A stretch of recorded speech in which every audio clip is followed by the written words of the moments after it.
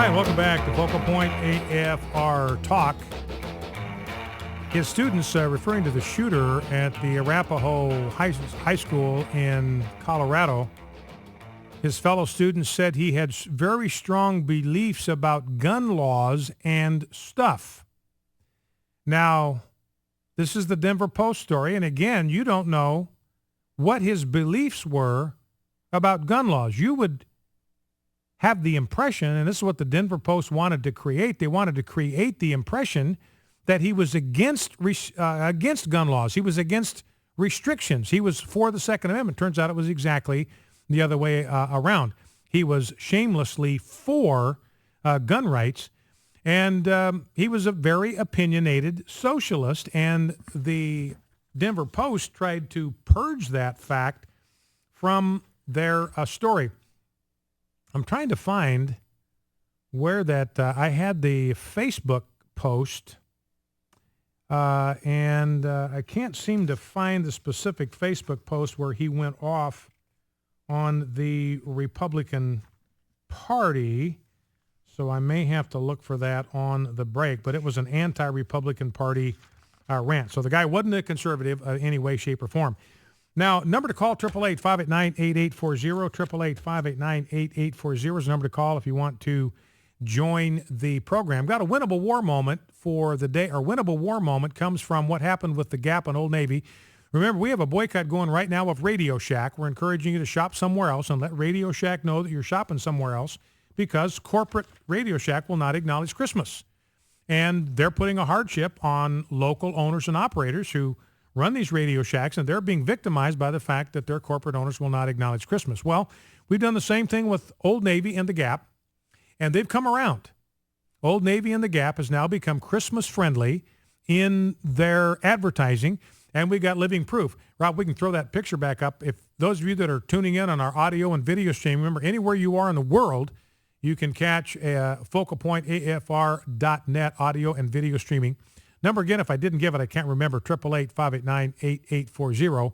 That's 888-589-8840 is the number to call. But the picture you're seeing there is Buddy Smith and his wife, Carol. Buddy is our vice president, standing there with Santa and the store manager at the Old Navy store in Tupelo with a big, giant Merry Christmas sign right behind him. Because this is Old Navy, which is part of the Gap empire.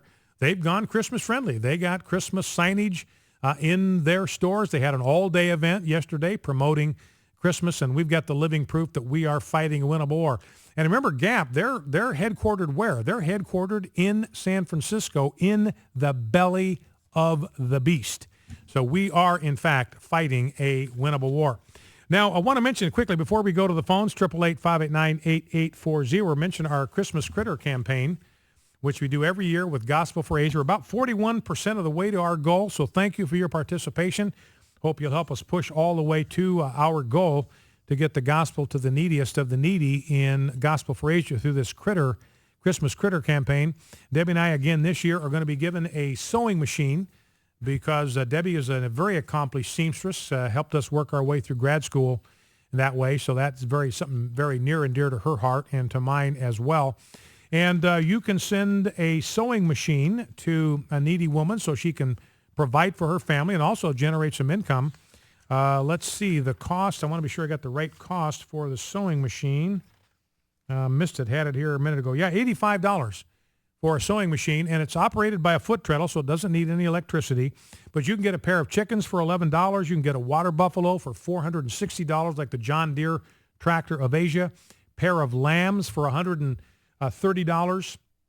A barnyard bundle for $678. It includes 6 chickens, 2 goats, a lamb, 1 cow, and 2 pigs, so they can get outfitted, really be set up well. They can breed these animals, and it provides meat. Some of the animals provide milk that they can consume and sell. Chickens obviously provide eggs. You can get cheese out of the goats. A lot of different ways to provide for a family. Got a new gift this year, interestingly enough, an outdoor toilet. This is brand new, $160. And this is one of the things that helps with reliable sanitation.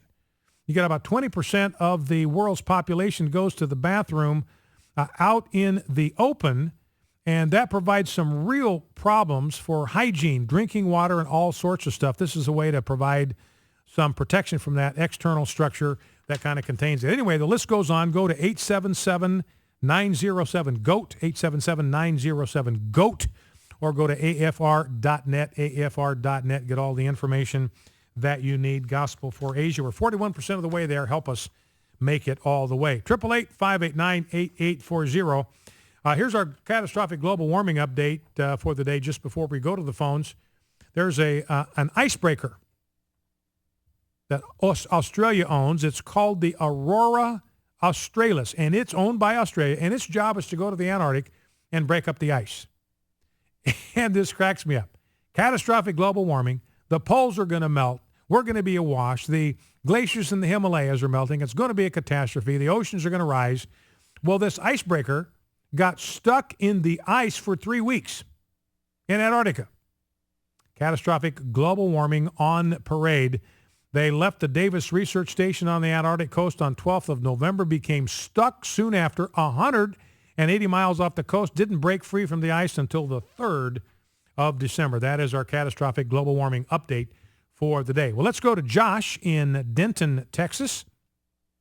Josh, welcome to Focal Point with Brian Fisher. What's on your mind? Thank you very much, Brian. I am very, very pleased to talk to you, and I wanted to make you aware of several things that seem to be overlooked and regarding the American family, and that is about family court. There are so many social issues going on today. Family court seems to be so taboo that people don't talk about that. People don't talk about it amongst friends, even in church. It's taboo because it's such a personal issue. People don't want to pry or whatever the case may be. Uh-huh. The effect on children is absolutely extraordinary, and it goes without saying that the effect on parents is also extraordinary also. I hope that you guys, I don't particularly want to plug in any advertisement, but as I'm not affiliated with them, I think it would behoove the AFR and AFA to look into the American Coalition for Fathers and Children as well as the National Parents Organization to give you guys some more insight about what's going on with children. There's some absolutely extraordinary, egregious stories that are all factual that would give you guys as well as the rest of the country a lot more insight as to this problem regarding divorce and what's going on with children and what family courts do to people, and that family courts literally legislate people's lives from the bench. And of course, you know, we're always very concerned with our own personal sovereignty to a certain regard, but people walk into family court every day and just leave it entirely up to a judge to legislate their life, where inherent rights and responsibilities are taken away without due process, and it's just become abhorrent. I'm speaking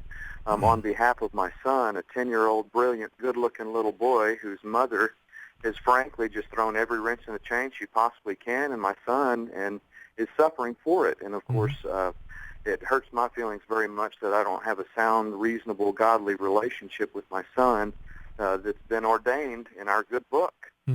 So because of judicial rulings, have you been sort of, your access to your son been severely restricted? Oh, absolutely, yes. In fact, I actually have a residency restriction. I'm not allowed to move out of the county without court permission. Wow. It's just absolutely extraordinary. I have no say in my child's education, mental health, and I've never been declared an unfit parent, but I can speak very forthright about the effect that this whole situation has had on my son. Not only what his mother chooses to do or say, but the way the court perceives people. And one of the things that I find extraordinary is that 84% of primary custodial parents in the United States are moms. And there is an absolutely fatherless epidemic. I cannot begin to express to you enough what a sordid affair it has become. The problems that children are having as a result of not having their own father in their lives, and that is quashed repeatedly every single day by the family court system. Well, you know, it breaks my heart. I mean, I'm with you, and you know what I hear, Josh, in your heart is the pain that a lot of fathers feel because they want to be involved in the lives of their children, that they want to be invested fathers, and their hands are tied Children are taken away from them. Access is restricted, even though, and I don't know the background of your story, Josh, so I want to pry into that, but it can happen with fathers who are not to blame for the divorce. I mean, nobody's perfect, but, oftentimes, the way our divorce law is structured is that, divorce is the only contract. It's a contractual arrangement between a husband and wife. It's a lot more than that, but it is a covenant. It is a contract from a legal standpoint because it has to be legally broken in case of a divorce, and assets have to be divvied up and all that kind of thing. But divorce is the only legal relationship, legal contract in America in which we guarantee legal victory to the party that wants to break the contract without cause. So a party, a husband or a wife, and most divorces today, people misunderstand this. It's the other, just almost opposite of what people think. Most divorces today are initiated by the females, by the women. And, you just heard Josh talking about the way the courts are tilted toward awarding custodial rights to moms. So you've got women in a position. I'm not saying this is true across the board. Please don't misunderstand me here.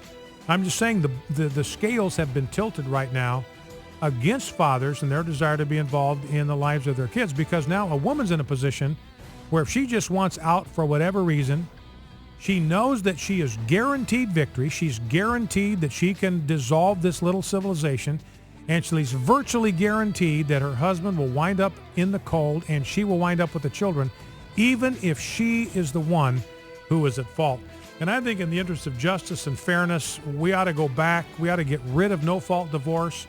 If somebody breaks fundamental responsibilities of the covenant, then yes, the other party should have the right to be able to dissolve it, but not until, not unless. And if we don't do that, we're going to continue to see guys like Josh, and mothers too, experience pain, which is beyond our ability to really appreciate. Focal Point, AFR Talk, back after the news.